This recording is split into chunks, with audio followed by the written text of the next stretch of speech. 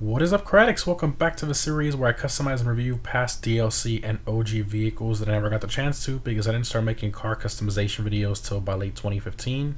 Again, guys, let me know in the comments what car from late 2015 and older you guys want me to customize next, and I'll display the most liked vehicle suggestion comment in the next customization video. So, in today's video, we're to be customizing the Karin Kuruma, the regular one, not the armored one. Although Rockstar did make a little bit of an oopsie with the Tuners DLC and gave the armored version's window armor to the normal one, but I'll get into that later in the video. So, the Karin Kuruma came out with the original Heist update in March of 2015. It has a normal price of $126,000 and a trade price of $95,000 after completing the Fleece job heist. Also to note, Rockstar recently added brand new livery options for this car with the new Tuners DLC, and new liveries for the regular Banshee as well, which I customized in my last video. In terms of performance, the Kuruma is in the sports car class and isn't very quick, although it is faster than the armored version.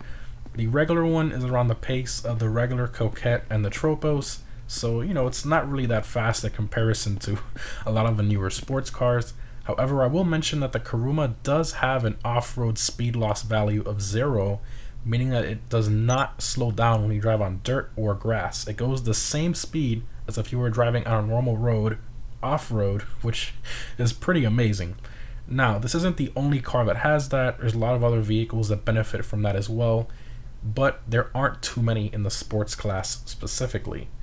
Now, you might think that this would be probably a good choice for rally-style off-road races, but unfortunately this car doesn't absorb bumps that well, and it sort of lacks the downforce on top of that, and that's really needed in rally style off-road tracks because the surface most of the time is very bumpy with different types of elevation changes, which is why the Issy Sport and the Flash GT are so dominant, even with them having a higher off-road speed loss value.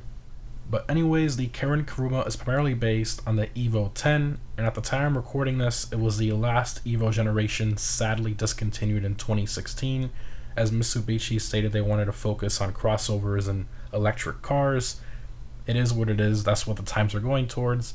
However, there are some strong rumors from Japan that state that it might return as an all-wheel drive, full electric model.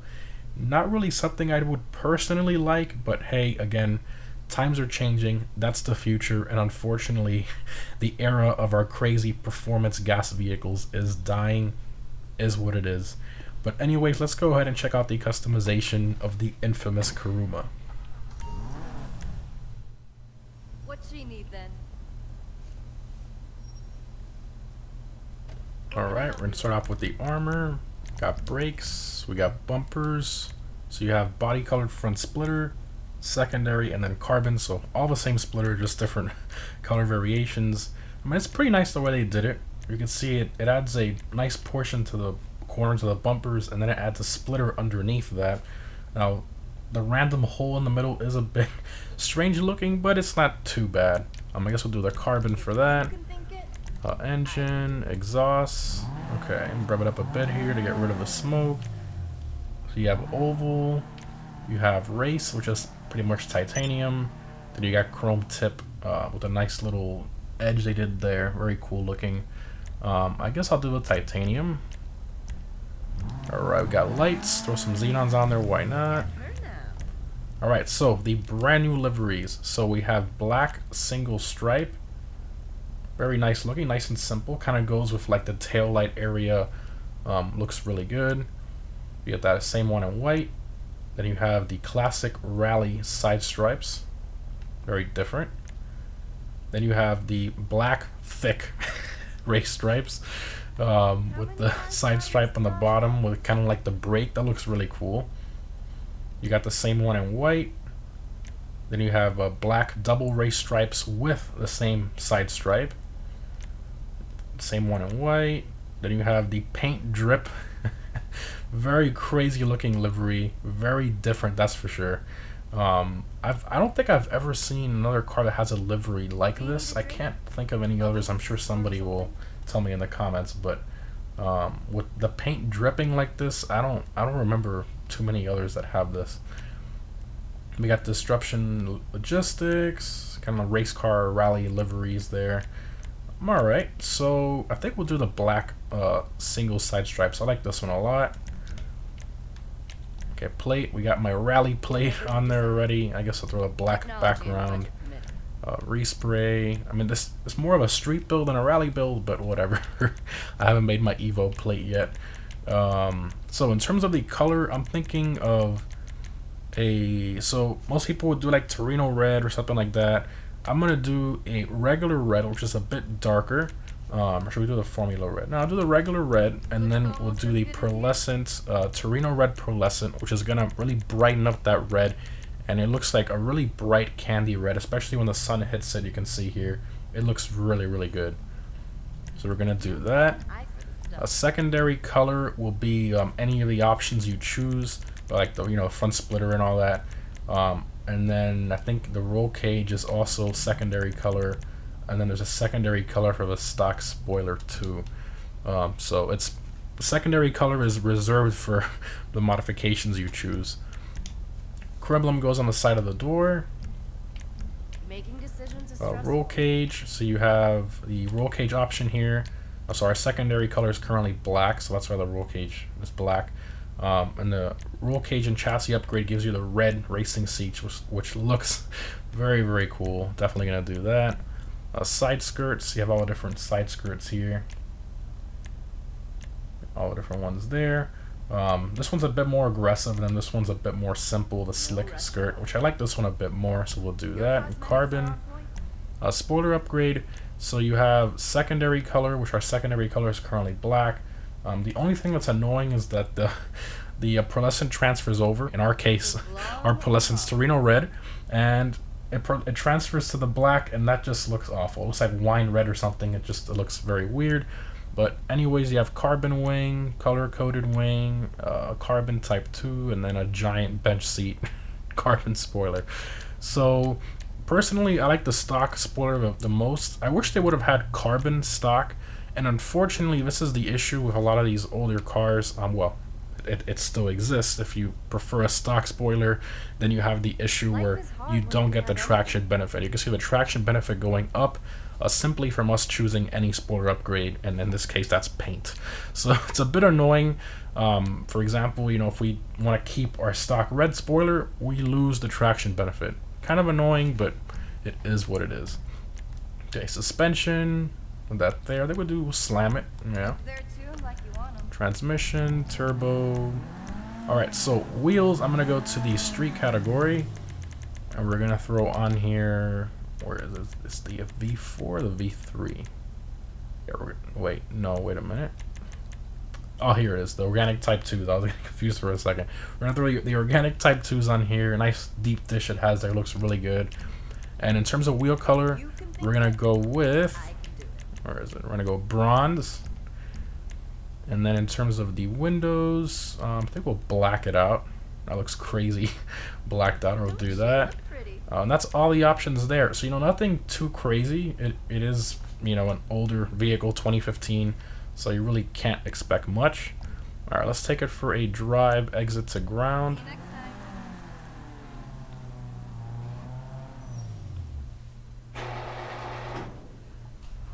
All right, rev it up a bit. Sounds pretty good. They've reused this engine sound for a lot of the cars in game. Alright, let's floor it.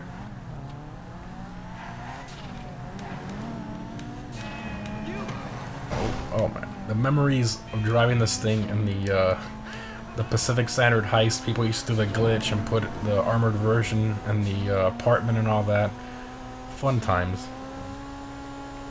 And this thing, I mean, it's not a slow vehicle at all. It's, for what it is, it's fast. It moves. It is a bit sketchy to drive without the spoiler upgrade. Without that traction benefit, it's a little weird. But it still drives pretty decently. And a cool little fact about this vehicle, this thing has an off-road speed loss of 0, which means that going off-road does not slow it down, which is pretty cool. There aren't many vehicles that do that. A lot of the off-road class vehicles, I believe their values are like around 0.3, 0.4, around there. And there are a lot of vehicles that also have a traction loss of 0, but there aren't many, especially in the sports class. So, you know, going on dirt, going on grass, whatever, it will go the same exact speed as if you were driving on asphalt, which is pretty cool. We drive through here. Going through here is like if you were driving on asphalt. I mean, it's the same speed. It's very, very cool. This thing's fun to drive. Of course, we got the all-wheel drive. A nice handbrake launch. Boom. Good acceleration. And for the price and what it is, I mean, I think it's a very cool vehicle. And a mistake Rockstar made with the Tuners DLC, which they're probably going to end up fixing it. Who knows? But for some reason, they gave it the Armored Kuruma windows, but just the actual armor of it, not the visual part of it. So if I shoot this, nothing breaks. The glass doesn't break, and nobody will get shot inside. So basically, it has the Armored Kuruma windows with visually the normal Kuruma windows, which, you know, 95,000? I think that's a pretty good deal, right? Armored Kuruma? That looks better in my opinion. The regular one looks better. Oh, and the regular one is faster too, for those of you who didn't know. The regular one has a higher top speed, better acceleration, better handling, better lap times, just better overall. So now you get that, cheaper, and the Armored Kuruma windows, but obviously this is not going to last, so you can't count on that. It's not going to be here forever. Currently, I'm recording this on August 2nd, 2021, and it's still here from the update that came out on the 20th of July. So we'll see how long this lasts. I will update it in the pinned comment if they end up patching it, which they probably will. But anyways, let's open up all the doors here. Go to all. There we go. Engine model there. Oh, they put the Karin logo on it. Nice little touch. Not bad, not bad. There's our racing seats with the roll cage. It'd be nice if they were to have separated the racing seats and the roll cage too. That would have been nice. Like, what if you want the racing seats but you don't want the roll cage? It would have been nice if they would have separated it. And that's why I did the secondary black, because the roll cage in red or something is a little much. It's a little ridiculous looking. But overall, not bad. I think Rockstar did a pretty good job.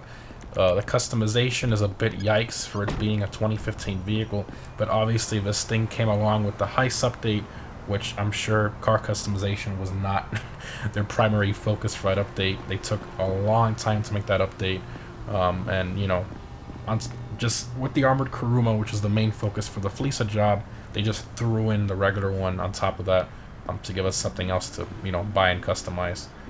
But yeah, hope you guys enjoyed regular Kuruma. Very good price. With the armored windows, probably the best value in the entire game right now for 95,000. But obviously that's definitely going to change in the future. But anyways, guys, let me know down below in the comments what car from late 2015 and older you guys want me to customize next. And I'll display the most liked vehicle suggestion comment in the next customization video. Thanks for watching, guys, and I'll see you in the next one.